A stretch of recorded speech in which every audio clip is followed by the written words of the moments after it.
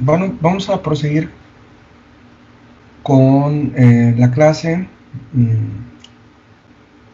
Este, Estamos en la fase del programa llamada el posmodernismo y la teoría de la historia.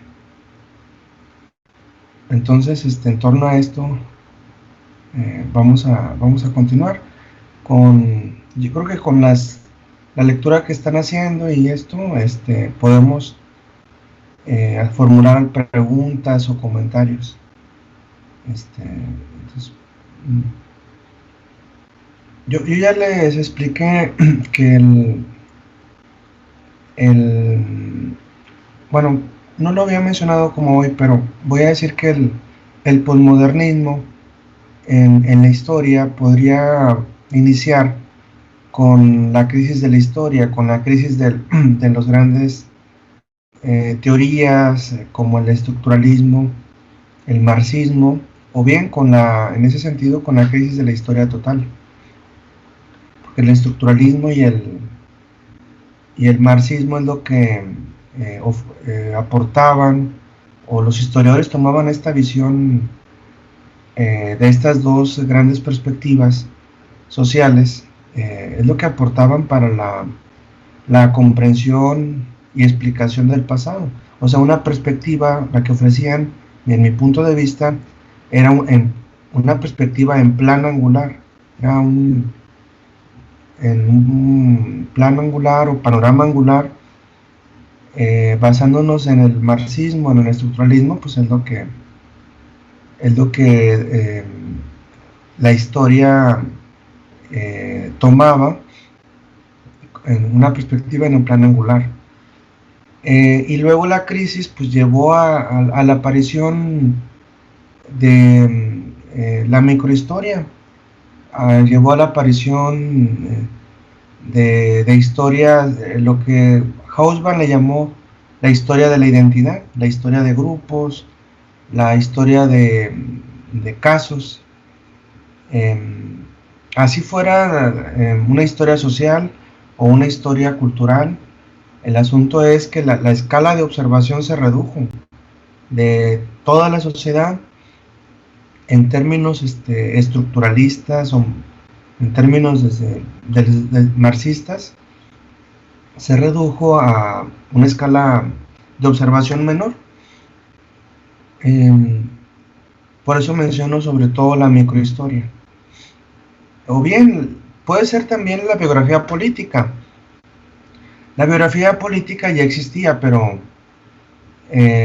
ahora también se aborda con esta crisis de estas grandes perspectivas, se aborda la biografía de otra manera.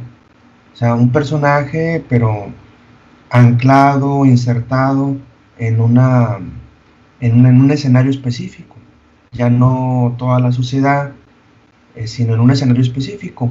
Ahora, la perspectiva esta estructural, por ejemplo, decir, bueno, ¿cuál es el contexto nacional o cuál es el contexto internacional de un determinado proceso? Sigue teniendo un papel importante. O sea, que haya entrado en crisis no es que ya no se emplee, ya no se utilice, ya no es de la misma manera, eso sí, pero sigue teniendo un papel esta visión nacional e internacional de algún proceso, cualquiera que sea. Lo recuerdo por la cuestión de la biografía. O sea, la biografía pues, se estudia insertando al personaje en un escenario, pero este escenario es local, es un escenario local de un contexto específico. Por ejemplo, si hablamos de obreros, si hablamos de campesinos o si hablamos de estudiantes, y un contexto específico de relaciones, de relaciones de un campo. Pues hablamos de un religioso, hablamos de un político, hay un campo específico de relaciones políticas, en el caso si estudiamos a un político, o de relaciones religiosas, si hablamos de un religioso, o de relaciones económicas, supongamos que habláramos de un comerciante. O sea, lo estudiamos en un contexto específico y las teorías sociales ahora nos llevan a eso, a contextos específicos. Las teorías de Pierre Bourdieu como la de el campo social, pues son fundamentales ahora. Pero ese escenario específico, ese campo específico, por ejemplo, el religioso, debe de también relacionarse, debemos relacionarlo con un escenario, con un contexto más amplio, como es el regional, o es el nacional, o el internacional. ¿Sí? O sea, encontrar las relaciones de ese campo con escenarios más amplios, porque esos escenarios más amplios también influyen en la vida cotidiana, en el comportamiento de un individuo, si hablamos de las biografías políticas, o de un proceso cualquiera también. Pero bueno, esta crisis que de la historia de los 70, pues vamos a decirlo otra vez, ocasiona que aparezca el posmodernismo. Y entonces no solo es lo que mencionaba hace rato del estudio de un proceso, de un personaje, desde una perspectiva a una escala menor, ya no de toda la sociedad, sino de un sujeto en particular o de un grupo en particular, el estudio de caso, sino implica más cosas. Por ejemplo, el tema de la verdad en historia. El tema de la verdad que hemos estado la última clase comentando también llevó a esto. O que la historia sea una práctica, que sea la historia una profesión como otras profesiones, sujetas a una sociedad, sujetas a esta profesión de historiador, sujetas a una época y que tiene una función en esa época. Eso ya es distinto a decir la historia en términos mayúsculos, sino decir, bueno, es una profesión que conlleva, implica una práctica y una formación, y esa práctica pues está inserta en una época y esa tiene una función en esa época la hizo aparecer porque necesitaba del pasado. Yo comenté hace unas 2 semanas que por desertó, es que la interpretación religiosa deja de jugar un papel importante en la sociedad y se lo deja a la historia. O sea, la interpretación que la religión hacía del mundo y de nuestros orígenes deja de tener un papel y entonces la historia toma ese lugar en la modernidad, en esta época.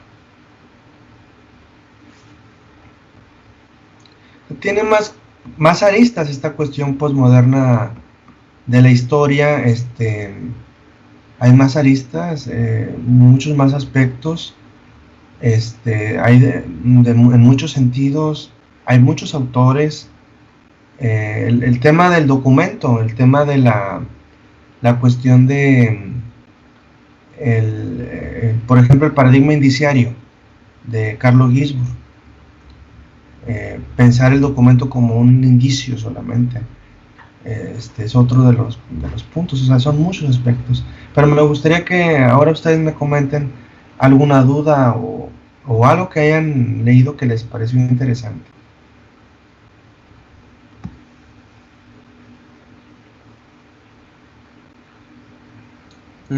Bueno, profe, de esto que menciona de la crisis en la historia y que ya hemos estado manejando bastante en en el semestre, sí, en la clase. Bueno, yo no soy alguien tan letrado en el tema como es usted, que ya tiene un doctorado, pero remontándome a Chartier, me pareció interesante en el mundo como representación que él no maneja a la crisis de la historia como una crisis. Le da el nombre porque es así como todos la conocen, pero él dice que más que una crisis fue un momento duro para la historia en el que corría el riesgo de estancarse. Pero él mencionaba que para él no era una crisis. Sí. Bueno, muy bien. Lo que pasa es que, muy bien, Miguel, qué buen comentario, ¿eh? primeramente. Ese libro que leyeron sobre el mundo como representación, yo había comentado que, bueno, dos cosas. Una, el ponerle a ese ensayo el mundo como representación y al libro en su totalidad, al libro en su totalidad, porque ese ensayo se llama El mundo como representación, pero donde viene ese ensayo junto con otros 8 ensayos más del mismo autor, se llama El mundo como representación, se llama igual. El ponerle el título así ya habla de un cambio de paradigma de la historia. Hay un cambio de paradigma a raíz de lo que Chartier luego va a decir, porque tienes razón tú, una supuesta crisis, de una supuesta crisis. La crisis obliga o implica que haya cambios. No se puede permanecer todo el tiempo en crisis. O no sé, a veces en México se dice que pues siempre hemos estado en crisis, ¿no? Ustedes seguramente escuchan eso de los adultos, de sus padres o de sus abuelos. No, pues que en México siempre hemos estado en crisis. Y se refieren a la cuestión económica. Pero es posible que en México sí eso sea cierto.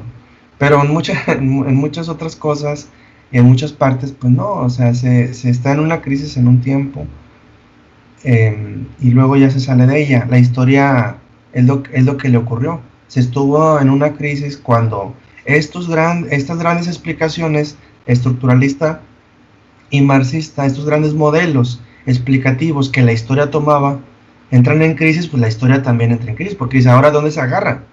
¿Ahora de dónde se va a agarrar la historia?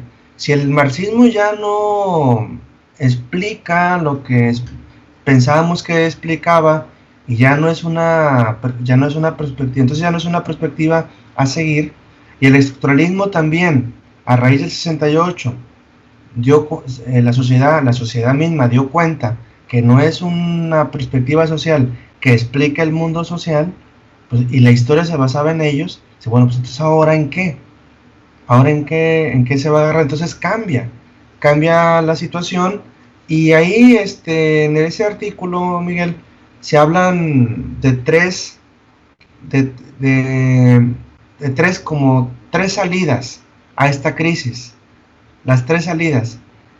Lo que llama Chartier tres desplazamientos, son tres salidas a esta crisis. Tres desplazamientos, dijo, en forma de renuncia. O sea, vamos a renunciar entonces a esto y a esto y a esto para salir de la crisis. Entonces, lo que ocurre con la obra de Chartier es que con el pensamiento de Chartier sobre la historia, que es algo muy bueno, Miguel y compañeros, es que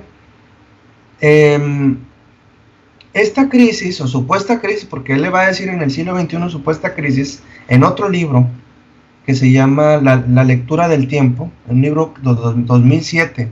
La lectura del tiempo es un librito, por aquí lo tengo en PDF, breve, muy breve, pero muy denso también. Esta supuesta crisis la sortea muy bien este autor. Es uno de los autores primerísimos a nivel mundial en torno a la historia y a las perspectivas nuevas de la historia. Es de primer orden este autor. Entonces él la sortea muy bien y hace que la historia siga un buen rumbo, que la historia le da cimientos a la historia, la vuelve a dotar de identidad, de aspectos que la pueden fortalecer, porque él propone nuevas perspectivas a tomar para los historiadores. Ya no se tome el marxismo, el estructuralismo, pero que tome otras perspectivas. Y habla de una que voy a mencionar, la crítica literaria. La crítica literaria es una de las salidas. Y la otra, que sí es una especie de como quiera que sea, que al historiador en particular le da miedo, es precisamente la del concepto de representación. Esta es una salida.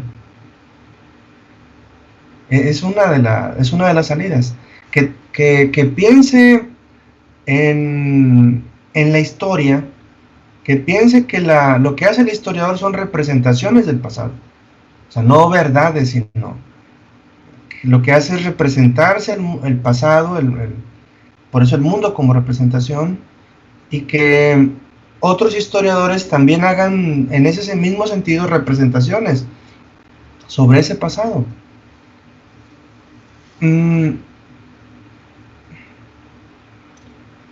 Pero habla, y esto es lo que yo pienso importante, que le sigue dando, por eso tu comentario creo, le sigue dando a la historia la dota como de cientificidad, de verdad.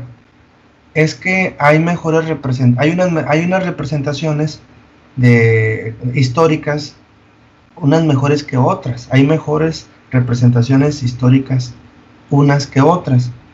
¿Depende de qué?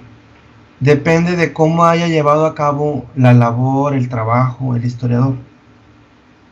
Depende. Por ejemplo, una característica de un buen trabajo es que esté basado en documentos. Si está basado en documentos, esa es una característica científica y es un procedimiento entonces que llevó a cabo un historiador que se basa en documentos. Es un procedimiento aceptable. Entonces puede ser una mejor representación la que haga un historiador que se basó en fuentes a un historiador que no se basa en fuentes. Puede ser esa una característica. Y así hay otras, pero la central es la de que se basa en documentos. O sea, después de tantas cosas, después de tantos problemas, de tanto debate, el asunto es que hay que basarnos en fuentes. Hay que basarnos en documentos, en datos.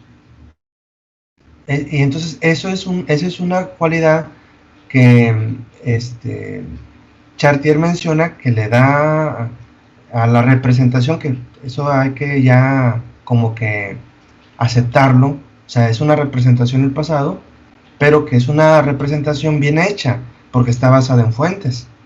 A aquellos que no se basan tanto en fuentes, o les faltó consultar fuentes o archivos, o más entrevistas, otro tipo de fuentes como la fotográfica, la literaria, porque él se basa en la literatura también como fuente para la historia. Entonces, acomoda muy bien, a partir de esta supuesta crisis, acomoda muy bien a la historia. La acomoda, la vuelve a colocar en un buen escenario, la dota de identidad, de aspectos, y o sea, no hay ningún problema. Pero ese es el caso de él. El caso de otros autores no es así. Por ejemplo, Paul Ricoeur. O sea, Paul Ricoeur, de plano, aunque habla de Chartier, Ricoeur habla de Chartier en el año 2000, que esta obra es del año 2000, la de la memoria, la historia y el olvido. Habla de Ricoeur, habla de Carlo Ginzburg, habla de Michel Foucault, habla de Desserteau, pero su pensamiento se parece más a Michel Desserteau, el de Ricoeur, se parece más. ¿En qué sentido? De que la historia es más frágil en la obra de Desserteau, la historia es más frágil en Ricoeur que en Chartier. La historia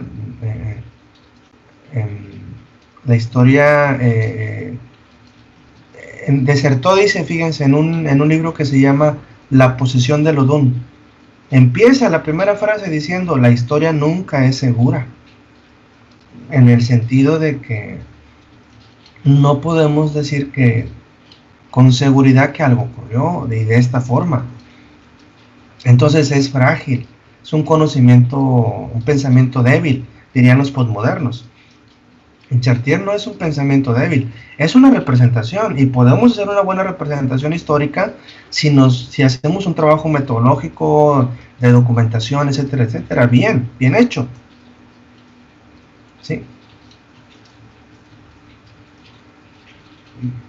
Fíjense, les voy a comentar una anécdota. Como Chartier pertenece a la escuela de los anales, o a la revista Los Anales, yo hace como unos 15 años me gustaba mucho la escuela de los anales. De hecho, todavía, pero en aquel tiempo era un creyente así, de lo que ellos decían sobre la historia, sobre todo lo que decía Chartier. Estaba platicando con un profesor de historia que ya murió, que él estaba leyendo mucho a Paul Ricoeur, pero no estaba leyendo el libro que ustedes están leyendo, el de la memoria, la historia y el olvido. Él estaba leyendo un anterior que plantea casi lo mismo, que es el de Tiempo y Narración, que son 3 volúmenes. Es una obra que empezó a escribir a finales de los años 70 y acabó a mediados de los 80. Entonces él estaba enfocado en esa obra porque estaba haciendo su tesis de maestría en la Universidad Autónoma Metropolitana en historiografía. La maestría era en historiografía. Ustedes van a llevar historia regional. Si me preguntaron otro día de las optativas, una de las opciones es historia regional, que van a llevar en quinto. No, si ustedes son del plan anterior, sí, es historia regional. Entonces ahí la maestra pone a leer esa tesis que estaba haciendo ese profesor en aquel tiempo, que se llama la tesis Alonso de León, una revisión crítica sobre Alonso de León, que es el primer cronista de Nuevo León. Los historiadores locales es el primer historiador, pero este autor, Nicolás Duarte, dice, no, es el primer cronista, no historiador. Entonces, yo estaba leyendo más a los anales, a Chartier, y entonces una vez platiqué con él, porque sobre la historia, es que yo estaba en la coordinación, yo era subcoordinador, y él me buscaba muy seguido, y me vio los libros del mundo como representación, que para mí era un libro como la Biblia, casi. En aquel tiempo, pues, tenía 27 años, pues bueno. Entonces, me dijo, ¿todavía andas con eso? Me dijo así, ¿todavía andas con los anales? Y le digo, pues sí. ¿Por qué? Dice, es que... Y él me dio al clavo en este asunto, que es central. Este punto que él me mencionó y que a mí me hizo crecer en otra manera, fue central lo que me mencionó, esto.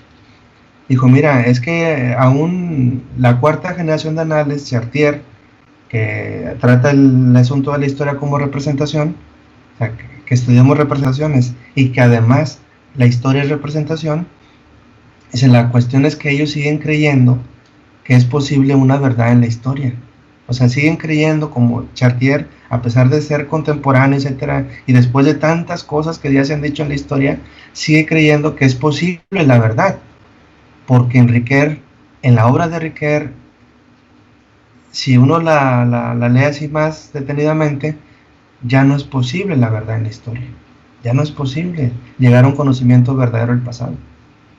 Si en Chartier sí, porque como les estoy diciendo, que hay unas representaciones mejor hechas que otras sobre el pasado, o sea, hay historias mejor que otras, en el sentido de que unas están más documentadas que otras, con mayor metodología unas que otras, entonces las que están mejor armadas, hechas, pues dicen más la verdad del pasado, y las que no, pues no lo hacen.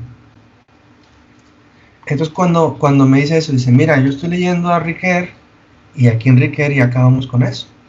O sea, terminamos pensando que la historia es ficción, que la historia es literatura, que la historia es representación, y punto. Y que hay distintas representaciones, se hagan como se hagan, hay distintas representaciones sobre el pasado, pero finalmente representaciones. Y en Chartier, si bien el pasado sí es representación, se piensa que hay mejores representaciones que otras, o sea, que hay unas representaciones que representan mejor el pasado que otras representaciones. Y para Riquet, no, para Riquet es representación como se hayan hecho las cosas, como se hayan investigado. La escritura es finalmente representación.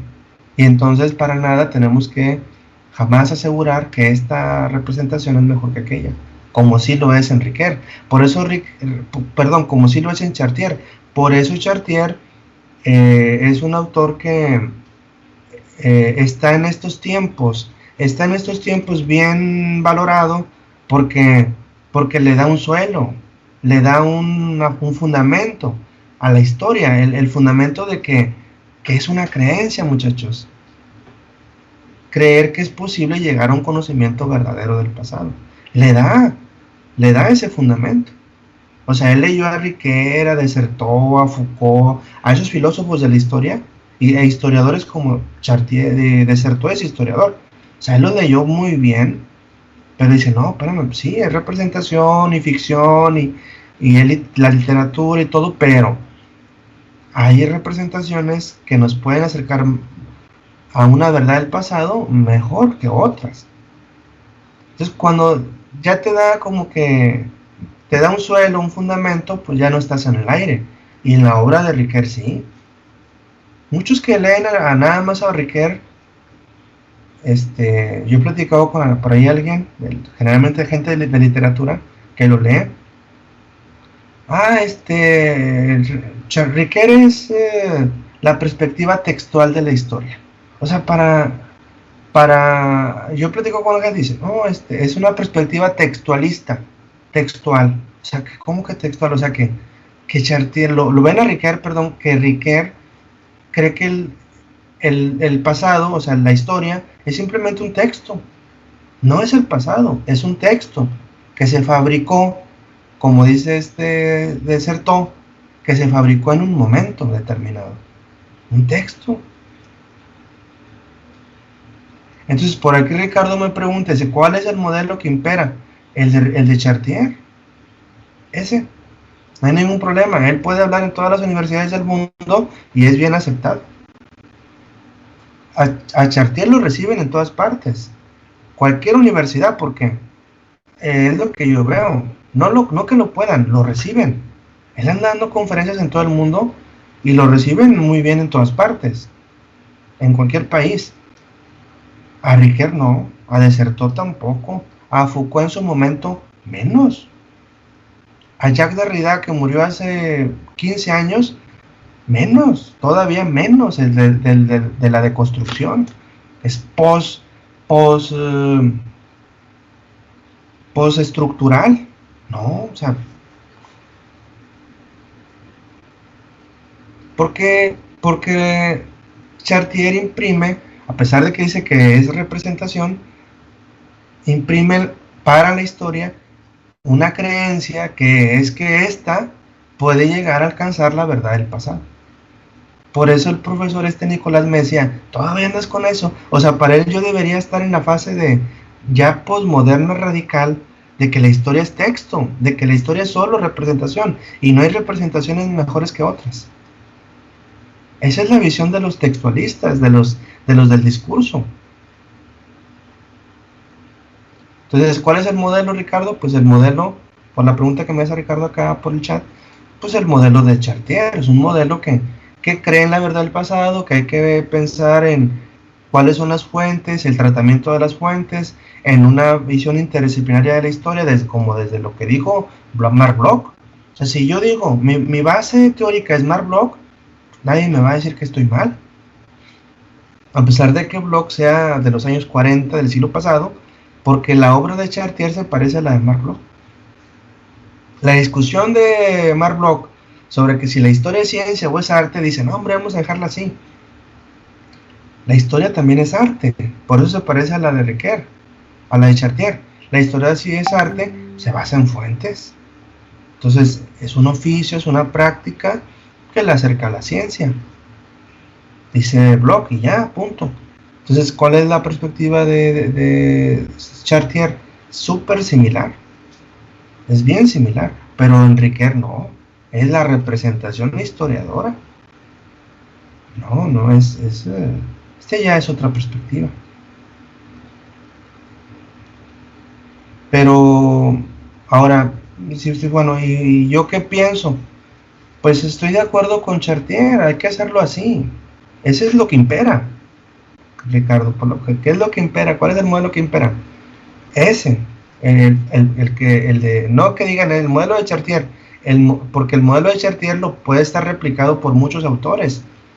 Pasa con Carlo Gisborne, pasa en Hobsbawm, el mismo Thomson, desde los 60 ya ese era el modelo estructural. Bueno, Chartier no maneja lo estructural, pero el modelo de Thomson, que es estructural sobre la formación de la clase obrera en Inglaterra, es estructural, pero el punto es de que él no duda en que los documentos te acerquen a la verdad del pasado. Ese es el punto en Thomson, en la teoría de Thomson, teoría de la historia. El de Riquer no, el de Chartier no, perdón, otra vez me equivoco, el de Paul Riquer no es el que impera. No, ese no es. No es, en la historia no. Ahora, yo creo que hay que retomar más a Paul Riquer, más. Y también más a Chartier, porque tampoco crean que ese modelo todo el mundo lo maneja, el de Chartier. Estos aspectos teóricos no. O sea, está todavía más eficiente el asunto que imperan las prácticas reales sobre la historia. Hay que tomar más a Chartier, pero también hay que tomar más a Riquer, más que la cuestión ficcional. ¿Sí? ¿Cómo escribe la historia?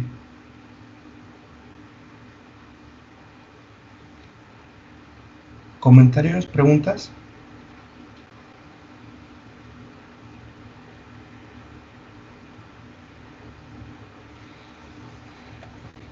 Profe, entonces ya que como usted menciona, el modelo imperante es el de Chartier, entonces podría decirse también que igual y es una cuestión de perspectivas, pero que sí fue una supuesta crisis.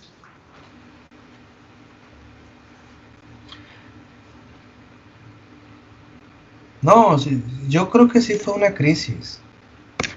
Yo creo que sí. Pero luego los historiadores como Chartier le dieron una salida. Eso es lo principal. Eso es lo principal.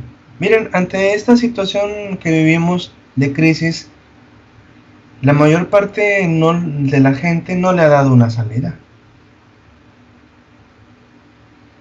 Lo importante es darle una salida. Claro, a lo mejor es muy poco tiempo, en el caso de la contingencia que estamos viviendo, pero acá en historia, luego, o sea, la historia es muy siempre tiene mucha fortaleza, y sí hubo una crisis, pero vuelvo a insistir, luego se le dio una salida. Y esa salida fue, sería otra vez comentar, confiar en las fuentes, en los documentos, sobre todo de archivo, la cuestión interdisciplinaria, pero ya no con el marxismo. Si ustedes leen detenidamente El mundo como representación, ya no es el marxismo el modelo a seguir. Y él ahí menciona la crítica literaria. Por eso Lucero hace un tiempo estaba hablando del mundo del texto y el mundo del lector. ¿De dónde saca el mundo este asunto Chartier? Lo saca de Riquer, del libro Tiempo y Narración. Mundo del texto, mundo del lector, lo saca en la conversación Lucero, a partir de Chartier, porque esa es la aproximación al pasado, a la lectura de los textos, desde Riquet, de que pensemos que el texto tiene un mundo y el del lector, el del historiador, pues, es otro. Entonces hay dos horizontes de expectativas que se aproximan cuando se intenta comprender lo que ocurrió, el pasado. Pero son dos mundos. Entonces, como dos mundos, hay que pensarlo, porque ¿qué implica esos dos mundos a la hora de decir algo del pasado? Esa es una de las salidas en relación a los textos. O sea, se siguen viendo los documentos y todo, pero desde otra perspectiva. Desde el mundo del texto. La teoría del mundo del texto de Riquet. Y no solo de Riquet, hay un montón de autores. Van a ver en análisis de discurso, esto es muy amplio.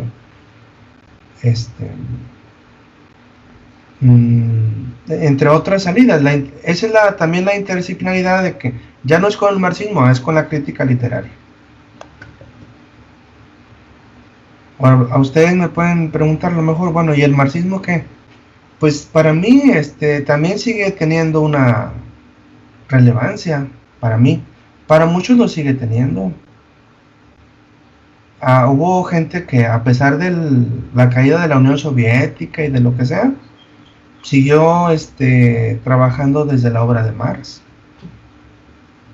Porque la obra de Marx en muchos aspectos sigue explicándonos el mismo presente, hombre. A pesar de que él sea de hace 150 años, este presente lo sigue explicando. Lo puede seguir explicando. Con el tema del capitalismo, el espíritu del capitalismo, la ganancia, la lógica del capitalismo, o sea, sigue siendo también hoy así. Ciertos aspectos. Pues algunos nunca lo soltaron. Y yo creo que hay que también retomar a Carlos Marx, a pesar de la crisis de los años 70. Es que la crisis, por ejemplo, nos puede llevar a seguir con el pasado, pero de otra manera. ¿Sí? Ya no igual. Nos puede llevar, vuelvo a insistir, a que pues lo que habíamos estado haciendo lo sigamos haciendo, pero de otra manera. Pero ya es una salida, ya es una respuesta a qué hacer.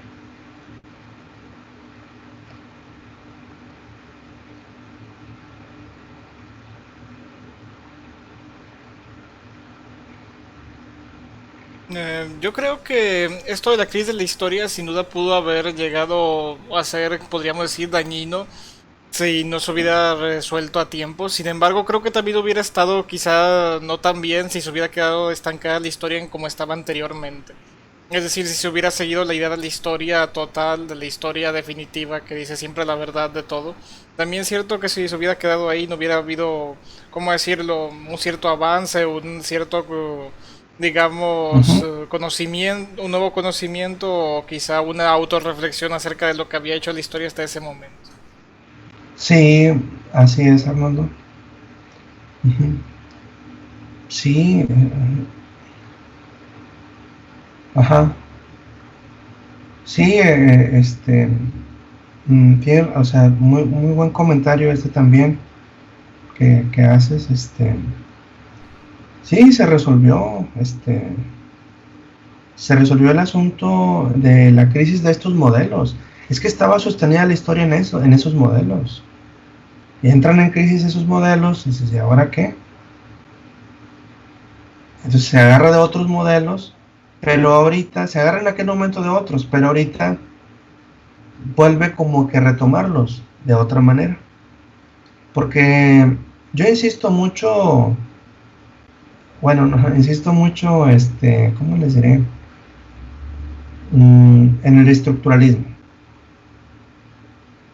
Cuando yo era alumno, mis compañeros, yo me juntaba mucho con los sociólogos y también con, o sea, los historiadores desde luego. Y cuando me juntaba con los sociólogos y con uno que otro de historia que le entraba a la teoría, porque no todos los historiadores le entran a la teoría social, antropológica, etcétera. Decíamos, no, tal profesor es estructuralista. Todavía es estructuralista. Y estoy hablando de los 90. No, todavía es estructuralista o es bien marxista y pues como que ya no. No se ha dado cuenta que Marx ya dijo un cantante, está bien muerto y enterrado. Dijo Serrat. Tiene una canción que menciona eso. Entonces decíamos, nosotros así, colocándonos en otra posición postmoderna, postestructural, decíamos, no, tal es estructuralista. Y nos parecía como algo medio malo. O sea, como que, por lo menos en mi visión, malo. Medio malo, pero para otros era súper malo. Para otros, no, es que eso ya no. Para mí era medio malo. Entonces hoy yo tengo un tiempo que trato de entender esto y para la investigación y digo, es que el estructuralismo es importante. Yo le pregunté, andaba con la gana y con un amigo que sabe bastante de literatura y de crítica literaria, se llama Rogelio Reyes, y vimos un libro que se llama Análisis estructural del relato. Lo menciono, perdón, otra vez. Análisis estructural del relato.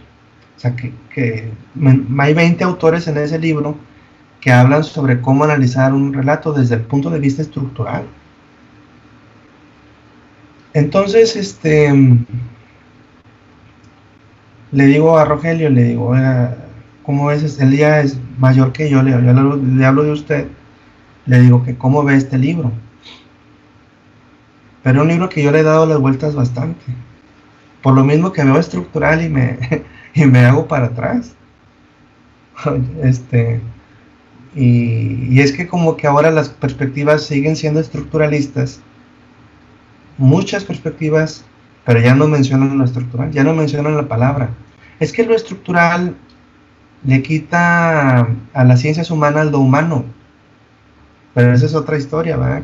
Que le quita lo humano, porque no existe el sujeto el sujeto no existe, las personas no existen desde una visión estructural. Lo que existe son las personas, lo que existe son las estructuras. ¿Por qué creen que Braudel le interesó el mar?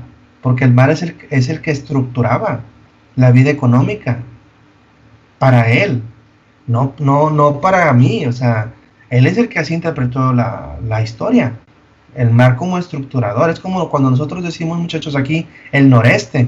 El noreste estructura la vida económica, la vida política. El noreste. O sea, le adjudicamos a lo geográfico la estructuración de la vida política y económica y social y todo.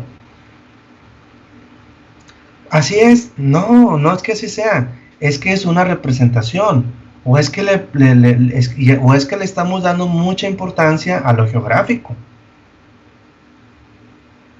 Y ya. Entonces le pregunto sobre este libro y él me dice, es que ese libro está fabuloso. Dice. Le digo, oiga, pero pues, el estructuralismo, pues yo tratando de entender, como les digo. Le digo, el estructuralismo pues es algo que ya pasó, no es de los años 60. Dijo, no, el estructuralismo es una perspectiva que sigue jugando, que sigue teniendo un papel, porque es una teoría muy sólida que nos permite pues llegar a una explicación de las cosas, y eso no tiene nada de malo.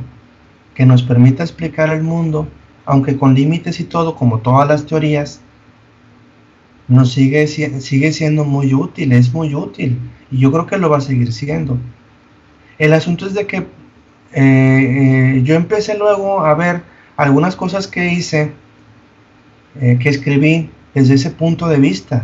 y sin saberlo, hace 15 años, sin saberlo, me basé en una visión estructural, pero yo sin saberlo, no tenía tanta conciencia, pero es que yo había leído mucho estructuralismo en la carrera, o sea, lo traía, y entonces sin mencionarlo, yo ahora veo el mundo en términos estructurales. Y es que pienso que debemos seguir manejando una interpretación estructuralista, pero no absoluta, para la interpretación de la sociedad, del lenguaje, de la vida cotidiana, de la política. Una visión estructural, porque nos permite explicar. Y es que el mundo está así, el mundo, o es lo que nos provee el estructuralismo, una visión estructural, o es que el mundo es así, estructural. Lo social es estructuralista. Una mentalidad, la crítica a la historia de las mentalidades es que no estructura el pensamiento a una sociedad. Y debemos, la relación de las mentalidades de una época con su época, o la estructuración o la relación que hagamos de una mentalidad con un contexto social, ese es estructuralismo, lo que hace rato yo les decía. Ese es estructuralismo. Yo creo que esa fue la crítica que se le ha hecho a las mentalidades, que no estructuran las mentalidades a un escenario, a un contexto. Esa es la crítica. Entonces yo estoy súper convencido de que las mentalidades están ancladas en un contexto. Y cuando yo digo esto, esa es una visión estructural. Esa es una parte de una estructura mayor.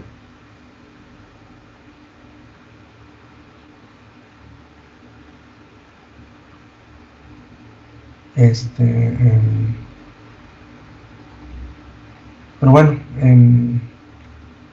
estos asuntos a mí me fascinan, estos de la interpretación, cómo un dato relacionándolo con otros datos, un comportamiento con otros comportamientos. Es que yo antes también veía el mundo desestructurado y no me ayudaba, a mí no me ayudaba. Y viéndolo de manera estructural, te ayuda mucho. Yo más bien tengo esa visión. Entonces cuando Rogelio me dice esto, me dice, no, es que lo contrario a lo que me dijo el maestro Nicolás. Ahora, ¿quién tiene la razón? Los dos. Porque el mundo está estructurado, pero hay cosas que de repente se desestructuran, o bien que no están estructuradas. No tienen una relación con otras cosas.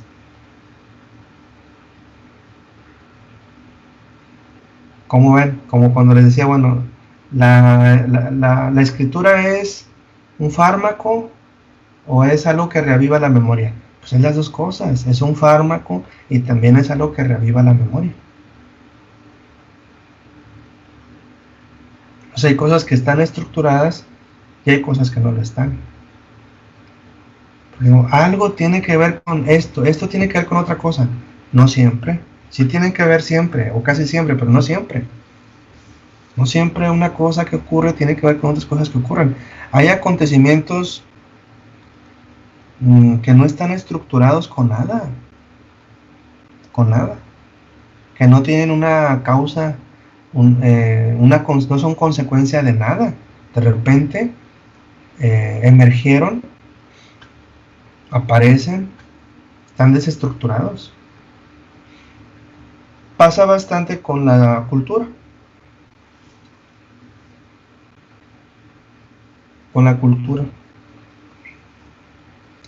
Pasa mucho con las mentalidades, la psicología de la sociedad.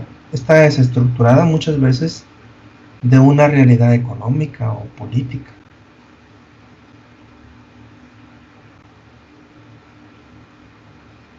Porque hay sueños. Y los sueños a veces no tienen que ver con lo que está pasando. Es un deseo.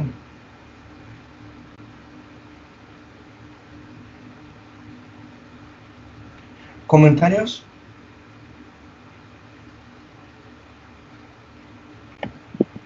Maestro, como un pequeño paréntesis sobre, Sí, bueno, Emerson. no se acordará que la clase pasada comentábamos lo de la fecha del PIA, Sí. que nos comentó que lo platicáramos y que ya se la comentáramos hoy, entonces estuvimos ahí platicándolo y pues de acuerdo al calendario que nos envió usted hace poquito, que me parece fue antier, pues sí, nos pareció que igual y estaría bien la fecha de entrega, adecuarla también para la fecha de examen final, pero no sé qué opina usted, porque regularmente La así fecha- lo manejan los maestros, que la fecha de lo que entrega de los exámenes ocurre, finales pues lo que pasa es que yo quería que, Emerson, que los pongan, que ustedes los pongan aquí en clase. la Por exposición, eso, sí, sí, quiero que no solo me lo entreguen, sino que quiero escucharlos, que los pongan brevemente, hombre, aunque sea 3, 4 minutos cada quien. sí. Y ya no hacer yo comentarios, porque si no, no acabamos. Somos muchos compañeros. Eso es lo que quería. Entonces, si lo dejamos hasta allá, bueno, podríamos conectarnos y exponerlo ese momento. Puede ser. Nos agarramos unas 2 horas en ese momento del examen, si les Sí, pues que sea parece. una sesión larga, pues es Pues que me unas parece que 2 ese horas, día es, ¿perdón? unas 2 horas para exponerlo cada quien en Sí, 3, 4 minutos. Si les parece, estoy de acuerdo. sí. ¿Sí? Pues sí, es que coincide que ese día es martes, que tendríamos clase a esta misma hora. Entonces, Bueno, pues nos no vemos sé si los sobre, demás ¿qué les parece? ¿Pueden a las 9? Bueno, mejor saben que a las 10. a las 10. Sí, Sí, pues aquí, bueno, estamos aquí viendo en nuestro grupo de WhatsApp y pues sí están comentando varios que sí están de acuerdo, entonces yo creo que sí a podemos las dejarlo 10. así. Entonces ese día a Sí, a las las 10, día 9. muy bien. Ese día a las 10 lo cargan al team, a este grupo, y ese mismo día cada quien lo expone. Ok, sí, está bien. Ya quedamos. Ok, gracias, maestro. No por nada, bueno, Lucero dice, pregunta, dice, en historiografía observamos en los textos de la verdad sobre la historia uno que era el modelo heroico de la ciencia. ¿Cree que este está enlazado? Muestra la ruptura de la historia debido a las guerras, ya que los científicos e historiadores estaban como negados a seguir.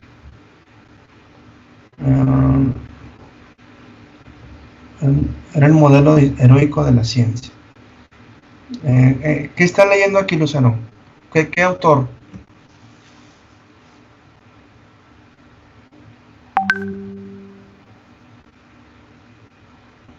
Sí, o sea, ¿cuál es el autor que habla de este modelo heroico? Son las autoras Lynn Hunt y compañía, Ah, que también hablan sobre la posmodernidad. sí, el libro La verdad en la historia. Sí, la verdad sobre la historia sobre- de Lynn Hunt, Appleby y Sí, Jacob. sí, sí. Está Gracias. bien que lean ese libro. Es de los 80, finales de los 80. La verdad sobre la historia. Estas autoras son muy posmodernas. Son muy posmodernas. Ellas hacen un recuento, un recuento como un recuento, un diagnóstico de la situación de la historia en Estados Unidos. Sí, dice Elías, lo sabía, lo de la que era muy posmoderna, sí. Sí, es que hablan bastante de Jacques Derrida, mucho. Mencionan a Michel de Certeau también, poquito a Ricoeur, a Chartier no lo señalan, no mencionan. Ellas, pues sí, son como compiladoras, sí hacen un buen trabajo ahí. Buen trabajo es una buena interpretación y todo, pero es un diagnóstico sobre lo que está ocurriendo en Estados Unidos a finales de los 80. Entonces, critican a este modelo heroico de la historia, pues sí, que es cientificista. Es que los Estados Unidos, los grupos de historiadores, entonces se vieron bien influenciados en los años 80 y 90 por la posmodernidad. La retomaron mucho. Y eso es lo que ocurrió. Entonces este modelo de la historia heroico, pues no lo cuestionan, no lo ven bien o lo rechazan. Ya. No proponen mucho, ellas no proponen. Sí. No proponen así algo importante, nada, es un diagnóstico en qué se basan los historiadores norteamericanos en ese momento. Sí. Muy bien. Muchachos, vamos a dejarle aquí, nos vemos el martes y a ver si ya entramos con el texto de Riquer un poco más a fondo, la representación historiadora. ¿Sí? Sí, maestro, está bien. Gracias. Nos vemos el martes. Hasta luego, profe. Hasta luego, gracias. Que tenga buen día. Igualmente, Lucero. Adiós. Nos vemos, profe. Nos vemos.